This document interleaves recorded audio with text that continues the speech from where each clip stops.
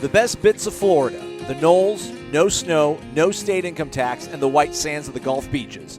And the White Sands Breakfast Blend from DeLuna Coffee. A combination of 5 different beans, some roasted to a light roast, some to a dark roast. The end product, a perfect blend that will perk you up better than a day on the beach. Visit DeLunaCoffee.com to browse all their top shelf blends and check out their Facebook and Instagram. DeLuna Coffee, all one word. DeLuna Coffee, proudly owned and operated by the Lemmix family. Loyal and passionate FSU alum. From Tally to Cali, It's time to wake up.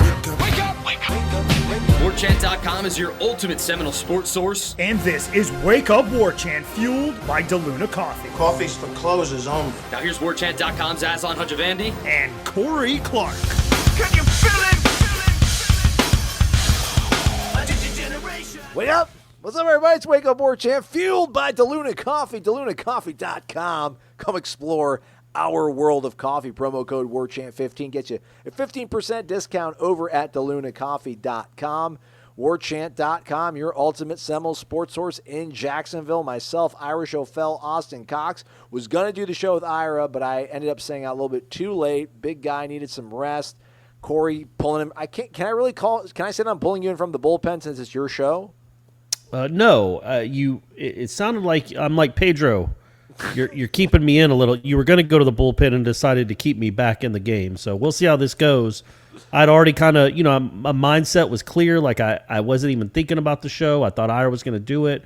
So let's see if I can rally back up and still have the same focus I normally do. Clear the mechanism, Corey Clark. I'm going to try. I've never seen the movie Field of Dreams, and I did not see the man. baseball game last night, and Twitter exploded. Can you just give a quick – I know it's a Florida State football show. We get it, everybody. We're going to talk about it for not all that long because we're not going to – we can't force the football because football is going on, so it's really not forcing the football. But it was one practice, only one set of eyes on it. But anyhow, how was it as cool as social media said it was? I mean, the end was great because the White Sox were up 7-4, and then Judge hit a 2-run homer, and then Stanton hit a homer, a 2-run homer to give the Yankees the lead, and then Tim Anderson hit a 2-run walk-off or stalk-off, as MLB.com called it because it landed in the corn. So that was cool, but I thought they were going to be playing on the real field from the movie, and they weren't. They built another field. They built like a big old field for like I guess this purpose, a walking distance from the field in the movie. So you can still see the field in the movie with the house behind it and everything, but that's not where they played the game. I thought that's where they were going to play the game. I guess I'm naive. Like that would have been crazy. Like they're going to be playing with a house in the background.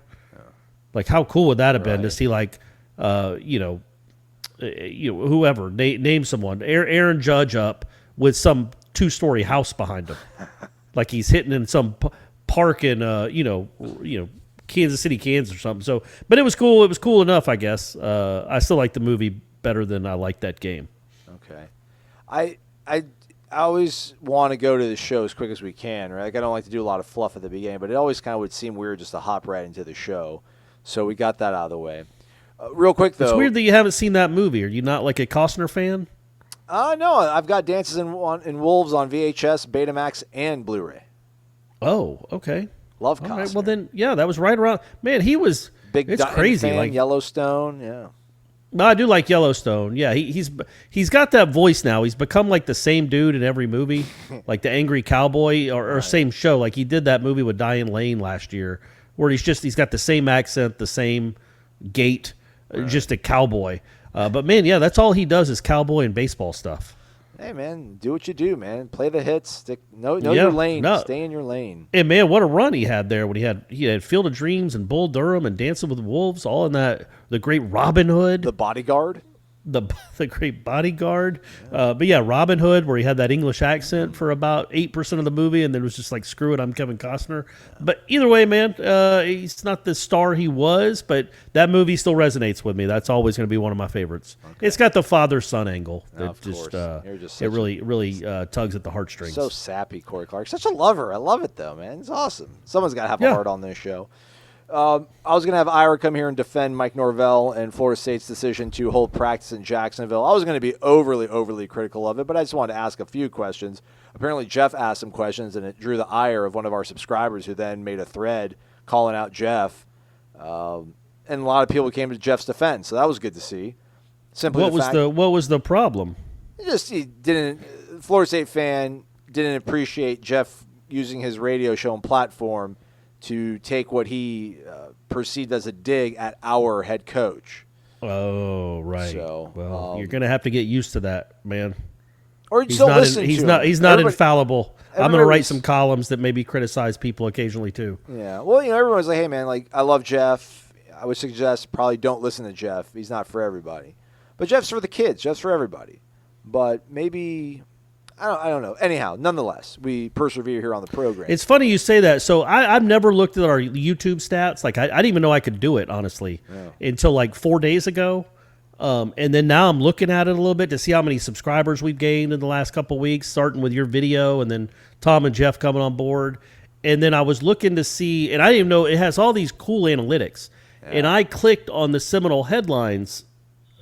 The Seminole headlines Are you going to brag about headlines? I don't need to hear. No. It got good views. It was live. It got good views. But I clicked on the link, just seeing. I don't even know what I was looking at, just to see all the stuff it said.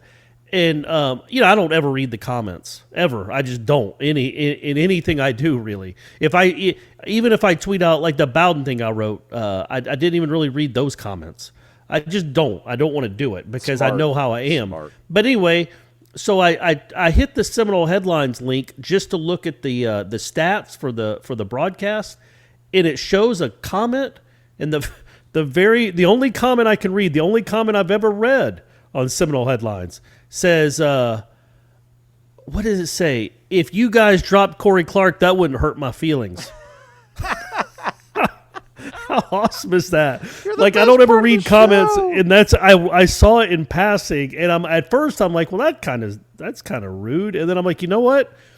That's actually the kindest way you can say Corey Clark sucks. You know what I mean?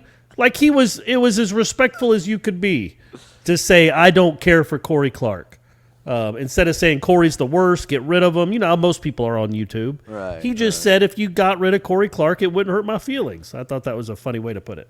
Okay, well, let's stay here on YouTube. Now we're like 7 minutes in the show. It's even that much later, and I want to get to sleep. Let's go to my guy, Ernest Gray, I think his name is. Ernest Gray. Aslan is never happy with anything the team does. Man, damn. Okay. So I was going to have Ira on the show to sort of juxtapose things. I'm not going to criticize because I just don't want to take the arrows, man. You guys won. I mean, congratulations, most of you. Like, you won. I've censored the hell out of myself. Well, you know what's goofy too about the whole? I don't know. I guess you were going to just criticize them being in Jacksonville. Period. No, I'm not going to. Listen, I understand. Like, so Ira's giving fresh perspective about, hey, man, have you seen anything from this team that makes you think they need things easier for them? And, hey, man, I was a guy that I didn't like the whole concept of an easy, simple offense. Like, I thought football is complicated. You need to make it complex. You need to be able to pivot and have all sorts of different things. You also didn't like the music or the dance contest either. So it's like you want it both ways. I don't know. Is that going both I know, ways? buddy. There's a huge gray area between dance contests and practices in another city. Right. So to Ira's point, actually, I don't want to. So I've kind of gone ahead and tongue-in-cheek said it's like, it's the Junction Boys in Jacksonville. So I understand it. Norvell, listen, it wasn't a good practice, and he said it. If you listen to his comments, he wasn't all that pleased with certain parts of the practice. So overall, I think, I guess he was okay with how it worked out. But in watching the limited amount of time I was able to watch the practices in Tallahassee versus what I was able to do in Jacksonville, which is when I watched the entire practice, I was like, you know what, man? This, to me, did not seem like a good day's work for the football team. And you only get 25 of these, and every single snap, rep, practice is so valuable. You're opening up with Notre Dame. It just struck me as being a little bit maybe overambitious to take this show on the road. And then, Ira sort of counters like, well, hey, listen, man. He told us what he wanted to do. Hey, I want to put them in uncomfortable positions. We are going to be in uncomfortable positions all fall long. He said we're going to be in close games, and our mental makeup, our mental focus is what's going to help differentiate, between wins and losses. And I'm like, okay, that's totally fair. My counter to that, or not really a counter, but I just want to get your thought on it, Corey. I almost think that's like a graduate level. That's like a 3,000 level course what he's doing right now. Like, all right, I want to kind of break these guys down, build them back up. And maybe that's the way you need to do a rebuild. But my opinion is like, man, this team is pretty fragile. They haven't won a game to start a season in 4 years now. Granted, half the starters are going to be different dudes. We talked about on the show the other day. I just would have liked to have gotten them built a better foundation. Like, let's make everything as comfortable as we can, just in terms of let's keep our routine in check. Let's make sure we're in our dorm at this time. Let's make sure we're eating a fig at this time, et cetera, et cetera. And you can do that on the road, I guess, in Jacksonville. But that's the counter to it, right? Or am I being irrational by holding on and valuing routine, where maybe a shock, a jolt to the system is what would be best for them? Yeah, I mean, I just don't have a strong opinion. You can hurt my feelings. It's okay, No, I don't. I don't really have a strong opinion either way about it. Like, I don't know how you're gonna. Anybody could quantify whether this was a mistake or not. You know what I mean? Like, if they go 5-7, are we going to be looking back and say, well, man, if they hadn't spent those 2 nights in Jacksonville, things would have been a bit different? Or if they go 9-3, are we going to be sitting there and saying, well, the Jacksonville was what prompted it all, probably and sparked it all? I don't think it's so. Win-win in that regard. I think if they do have a really good season, we might look at this and anything. We'll find. I don't think this is I just don't see this as very galvanizing. Well, if you know what I mean? Notre I don't Dame, think. Let's say they beat Notre Dame, then you can say like, oh well, maybe them coming together at that point and figure. Because listen, man, he kind of put a line in the sand with this team after the practice. Like there was like a my way or highway kind of tone to what he was saying to the team. So if they do rally and practice well on Friday, which we'll find out, maybe this will be that kind of gamble to a certain degree of trying to get this thing flipped, because he's got to get it flipped, man. He's got the roster. But it might be it. But I guess what I'm saying is it might just be the practice itself, not what city it's located in. Like having a practice like they had on Thursday, apparently, where it was very chippy, yes, and spirited, as he said, and a bunch of not a bunch, but there was some scrapes. What are you going to do? It's football. It's hot. People are getting you see it, you're banging against the same guys over and over. So, and now the pads come on, so it's really going to be something else. But, I think you could have had that same practice in Tallahassee, and then the next day, if they respond well, and we say, okay, that's when we knew this team was different. That could have happened in Tallahassee just as easily if it happens in Jacksonville. I think it's just coincidental that it became like a spirited practice just because it was in another city. I just think it was bound to happen. I don't know that they were in a bad mood because they were in Jacksonville. And to the larger point, I don't know what it accomplishes. I know Bobby Bowden won 2 national championships and Jimbo won 1, and they never had a practice outside the city of Tallahassee. That doesn't mean that there aren't different ways to skin a cat. There's 99, right, or million. What's that saying? How many ways can you skin a cat? A bunch, right? More than one. Yeah, there's more than one. Way. Absolutely. It's not a finite number. This is a thing he wants to do. I don't. The benefit of it to him outweighs the negative of leaving. And I just especially this early. Like if they were doing it a week before Notre Dame, you'd be like, well, hey, come on, man. That doesn't seem smart. But we're still 3 weeks out. I don't foresee it as much to lose. I also don't see it as much to gain, if I can be honest with you. It's just kind of, oh, well, that's interesting. They're in Jacksonville for a couple days. That's me, though. I get it. I get people having strong opinions on it. I just don't. Well, that's the thing, too. We fall into these camps where it's like you're either you rally around the flag or you're looked upon as being like a traitor, like traitorous talk. Like, how dare you use this platform to take down our coach? Like, I don't think it's. I'm a little bit curious as to why they've done it. I'm not. I don't know. Is my tone being somebody that thinks that this is like going to set a cataclysmic chain of events that's going to ruin the program and set them back a decade? Like, no. It's just I have to talk about this every single day. We're out there watching the practice. I thought to myself, this wasn't a good day of practice. They probably would have had a little bit better sort of. Maybe. But that being said, you admitted, and I'm not taking a shot at you. No. They, for all I know, they practiced. It's not like they've been running on all cylinders the previous 4 days, right? Like I guess you did see the one on Wednesday, right? Yes. So it was noticeably worse than the one you saw on Wednesday, you thought? Yeah, why paint me in a corner and make me say something controversial? No, not that. Just like they were on a 90-yard field that didn't even have field goal posts. It was an IM field. Like, it was the Junction Boys, I guess. I mean, just like we're gonna kind of. They had to walk. I mean, they walked freaking up a hill 2 ways to get to their practice field. It was bizarre to see this team. That's right, baby. That's right. That's funny. But again, I mean, if they do beat Notre Dame, we'll sit here and I have to eat crow, and I'll be fine with it. I'll eat crow. I don't care. I want to win, man. Corey, I just want to win. I want to cover a winner. I want to cover a winner so bad. I'm with you. My boy Ernest Gray, Aslan is never happy with anything the team does. Man, damn. Ernest, 5-7, 6-7, 3-6. That is what I've inherited since I've been here. I'm not like, what am I supposed to do, man? Yeah, it's tough. We're all in it. Hey, we're all in this together. I said that. Hashtag. I've been saying that since we started the show. Yeah. But we are all in this together, and we're all hoping for the best. Again, I think it's more important how they looked, not where you were looking at, where you were looking from. And in that vein, how did they look? Okay, good pivot. How about this? Who made some highlight plays that you were impressed with? Aslan's Notebook brought to you by Staples. That was easy. Thank you, Corey.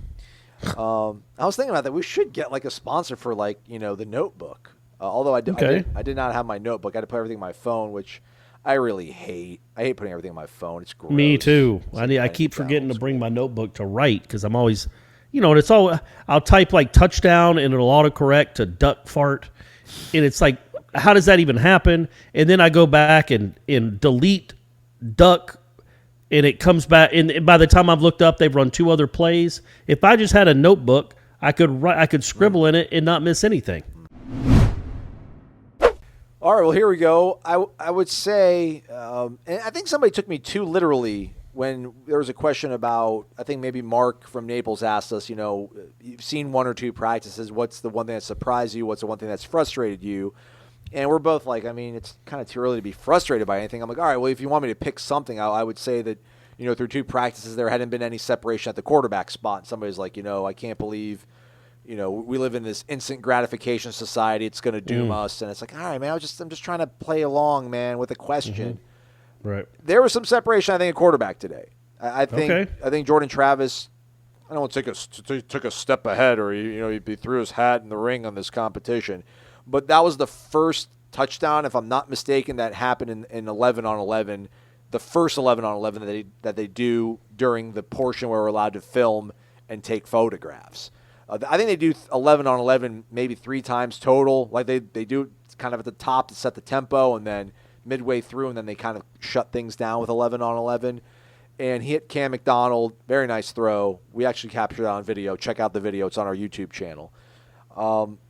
And otherwise, throughout the day, McKenzie just for whatever reason just didn't seem to have it today. Which I guess You're talking about Thursday. You're talking about Thursday. Yes, yeah, just wasn't there for him. Not a lot of, as I looked through my notebook, not a lot of highlights written down, typed under the number 10. So there was that. Body language wise, Jordan seemed much more confident when we spoke to them afterwards. Which whatever, I thought McKenzie sounded much more confident 3 weeks ago in Charlotte. So. There goes Aslan's pop psychologist meter. But there was that. Robert Cooper was the best defensive lineman in one-on-ones against offensive linemen. Like everybody got. Like an offensive lineman got, and then he would turn around and they let him rematch, and then he would get the defensive lineman. Robert Cooper's the only dude who every single rep just manhandled the guy in front of him. Okay. Now, he's larger than pretty much everybody they put in front of him, so he's at a bit of an advantage there. So, like, Cooper, I mean, was the highlight, I think, defensively. And then we saw Jordan Travis, I think.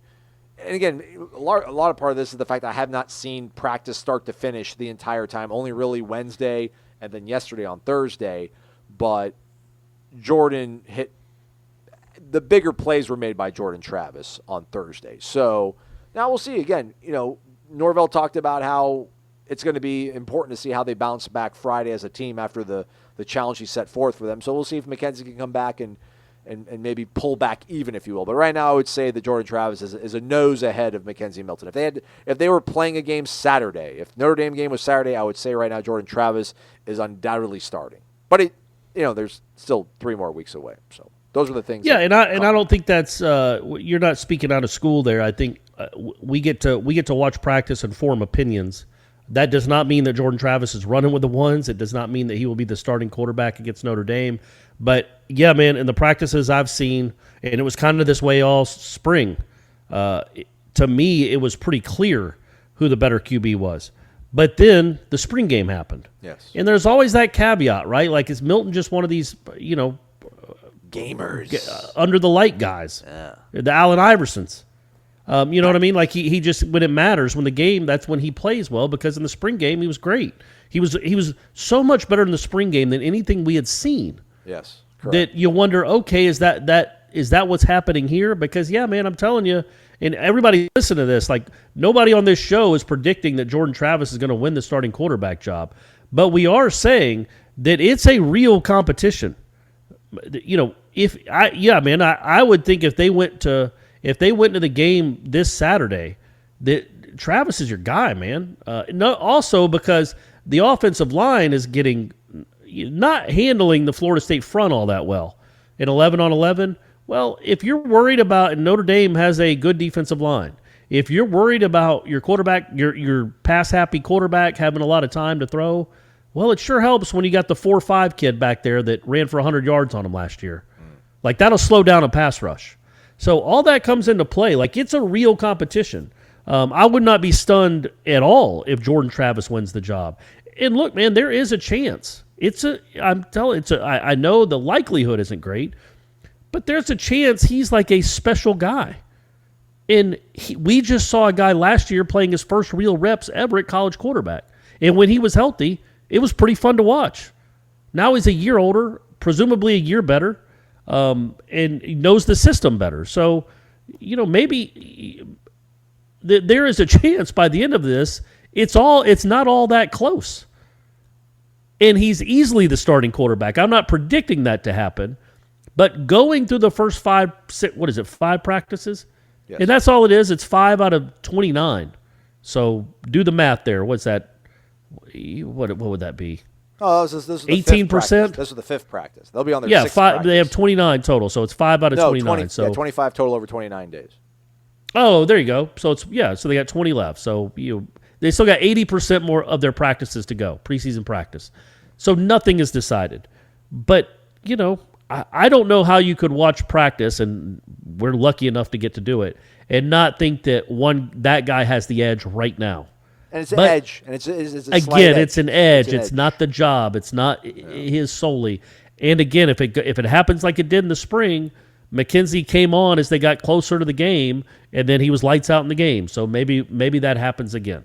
Again, I've been saying this word a lot when it comes to this competition. It's fascinating, man. Like, Jordan Travis isn't just an average dude. He's no average Joe, but then you have Mr. Heisman candidate here too. So, I assume it'll come down to the final week.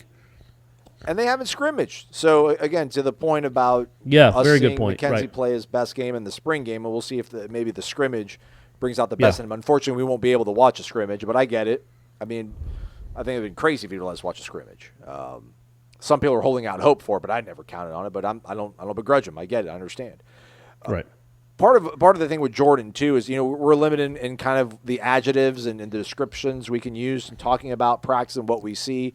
Hopefully this is like vague enough, or at least specific enough for people to kind of get a drift, but not make a disadvantage, if you will, a competitive disadvantage. But there's parts of his skill set that I feel like they're embracing and able to actually utilize, and we saw some of that on Thursday.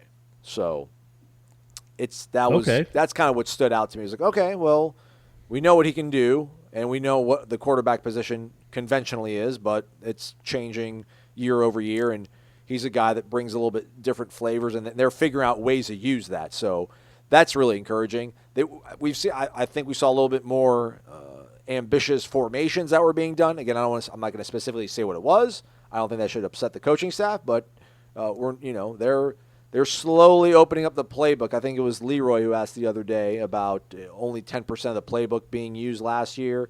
I mean, I still don't think that was accurate. I don't know what other podcasts you're listening to, Get Down Black, but knock it off. But they're starting to open things up a little bit more. So again, and we haven't even scrimmaged. It hasn't been a full week of practice yet. They haven't even scrimmaged yet. So I guess maybe that's the encouraging thing, is that we're only really getting to see the surface being scratched of what they could possibly be. And the offensive line, I mean, I don't know. We can probably talk a little bit about it, Corey. I mean, I think we wrote a story about it. Norvell admitted right now on the offensive line, they're not where they want to be in terms of having their 5 best guys out there right now. So we should all kind of maybe take that into account as well. Right, and it's not meaning that some of those guys are like out for long stretches. They're just being cautious with them because, again, it's the first week of camp. Yes. And that's what we have to keep in mind when it comes to everything. Especially the quarterback situation, but all of it. Like, it is the first week. Teams get so much better in the next 2 or 3 weeks. The offense should look completely different in 2 weeks. Not like they're running different plays, just they're executing better. Offense is all about timing. Jimbo taught me that. It's all about timing. It's all about execution. And, when you start out, first 3 days are split practices, and then you throw 2 other quarterbacks into the mix, the last 2 days, the timing's going to be a little bit off. You're working with different guys all the time. As you figure out who's where, who your ones are, who your twos are, and you work with them more and more, the timing should get better and better. Just when you thought the chicken sandwich war was over, it's coming back in a big way with Zaxby's new signature sandwich. It's a double hand-breaded filet, split-top bun, 3 zesty pickles, and if that wasn't enough, it's smothered in Zax sauce, or new spicy Zax sauce. That's right, it's such a big deal, we made a totally new sauce to give it the kick it deserves. The other guys won't know what hit them. The new Zaxby's signature sandwich. Have you tried it yet? And don't forget to listen in for the Zaxby's indescribably good Player of the Week every Monday on Wake Up Warchant. Jeff Cameron show's coming up later today, but first, before that, Corey, sometimes the best ideas come from just spontaneous, off-the-cuff sort of riffs. Oh, okay. Example, your passionate plea to the decision makers at Florida State that, hey, man, just let's tabulate it all, man. Let's take the 12 wins back.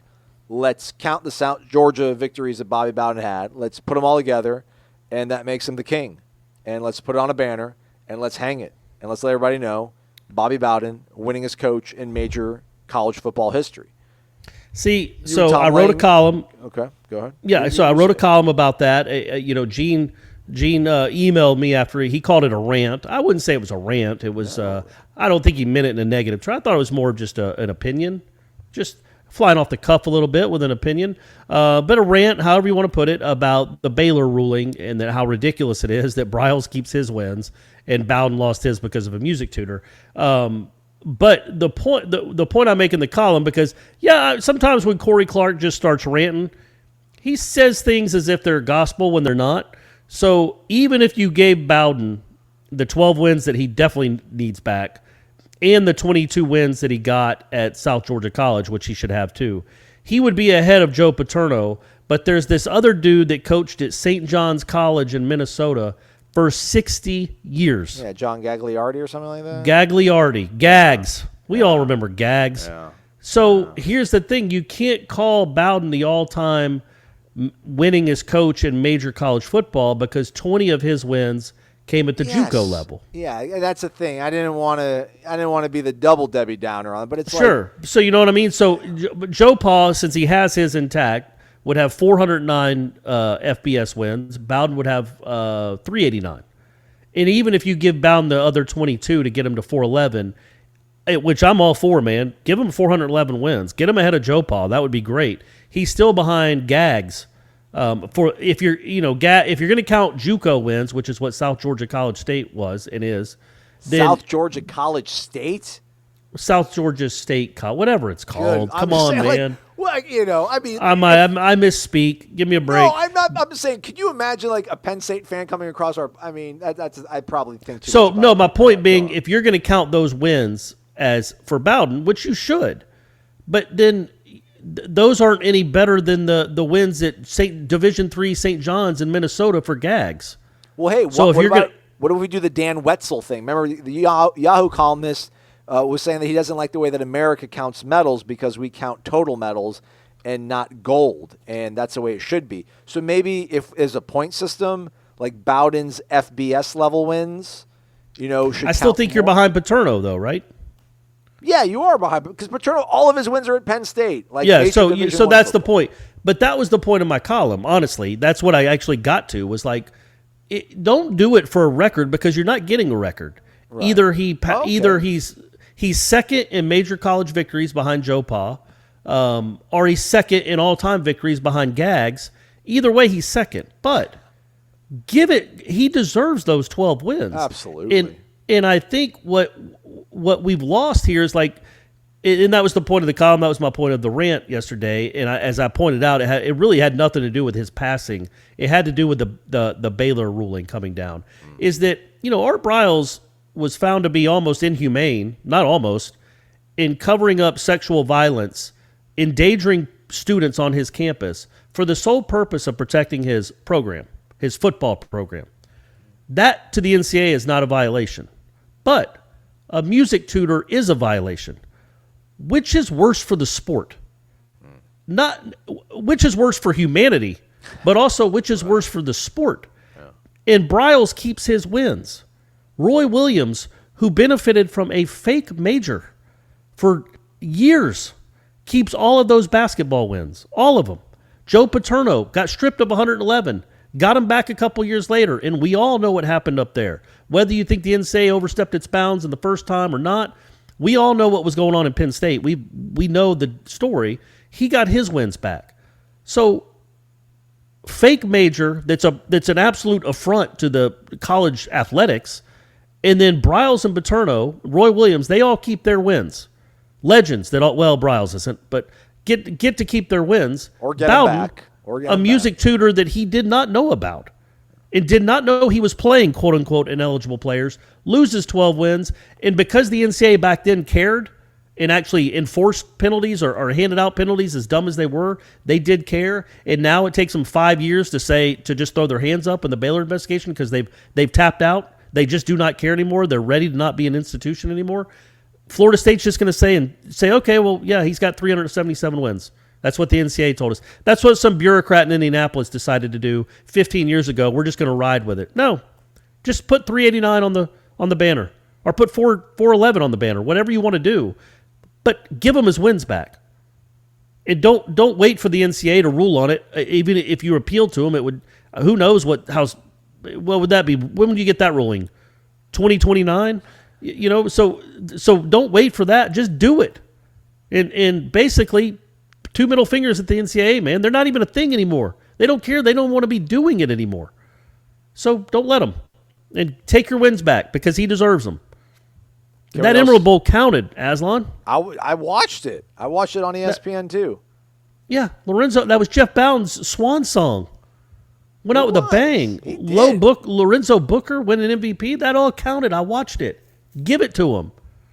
And while we're at it, can we just go ahead and cast a Heisman replica and just put P-Dub in there? Just the 99 Heisman winner, add it to our trophy case. Well, that was more on Willie Meggs, who had to charge him with a felony. If he'd have charged him with a misdemeanor, Peter Warwick wouldn't have missed any games, and he there's no doubt he wins the Heisman. So, yes, I'm with you on that, too. Okay.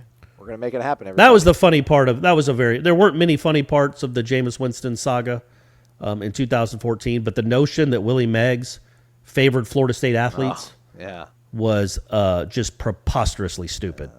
And it just showed that people just spoke without having any idea what they were talking about. Do your research, everybody. One time, like I did with those wins yesterday when I assumed Bowden would be the all-time. I didn't know about Gags, man, and that's not really Why you keep calling him Gagliardi. Gags? I'll call him Gags. Guy won 600 games, man. Say his right name. He won 489 games in Division III. He coached there for 60 years. From 1953 to 2012. And he won some national titles too, right? He's not just. He won 4 or 5. Who could? I mean, you coach for 60 years, you're gonna bounce your head on 3 national titles. I mean, especially Division III. 11 just turned the podcast off. Yeah, but if he was coaching a Division III baseball team, right. They would have named Division III baseball after him. Oh, you're playing the Mike Martin division. I mean, he would have won 100 division. 60 years? That's crazy. I can't believe it. I literally thought it was a misprint. I was like, no way he started coaching in 1953. There's no chance. And he ended in 2000. No way. And yeah, he was coaching in 1953 and then ended his career in 2012. Good old Gags. All right, this was supposed to be a 20-minute show. We made it 35 minutes. Good job, Corey. Thanks for coming out the pen or just, making yourself available to everybody. I feel like there. I brought the heat a little bit, like I was a fireballer. You absolutely did. I think whoever made that comment about you and Headline should apologize on our YouTube channel. Otherwise, I will ban you from our site. There you go. Thank you, Aslan. I appreciate that. Ira, myself, Austin Cox, still in Jacksonville. We'll watch practice on Friday. They'll be fully padded. They'll be back in Tallahassee on Saturday. They'll scrimmage. We'll have a wrap-up of that. Well, a wrap-up. I guess we'll have the full interviews from that available on the site. Again, Coach Bowden will be at the lying in rest and repose at the Capitol building as well as the Moore Center on Friday. And there will be a service held Saturday at the Civic Center. We should have video of that. I'm going to go to that and get the feed so we can put up on our YouTube channel for everybody that can't make it. Hopefully you folks can. And we'll be back with another show. But Jeff Cameron will close out the week 1 to 3 p.m. live on YouTube. So be sure to check that out. For Corey, I'm Aslan. Thanks so much for listening to Wake Up Warchant, fueled by DeLuna Coffee. Come explore our world of coffee. DeLuna Coffee features over 24 different blends. DeLuna's unique roasts can be delivered ground finely for drip coffee makers, coarse for the craft crowd, untouched as a whole bean, or even in convenient K-Cups. Founded in 2014 by the Lemmix family, Ed and Brett are FSU alums and boosters who are extending a special offer to all listeners. Use the promo code WARCHANT15 for a 15% discount. Visit DeLunaCoffee.com and check out their Facebook and Instagram.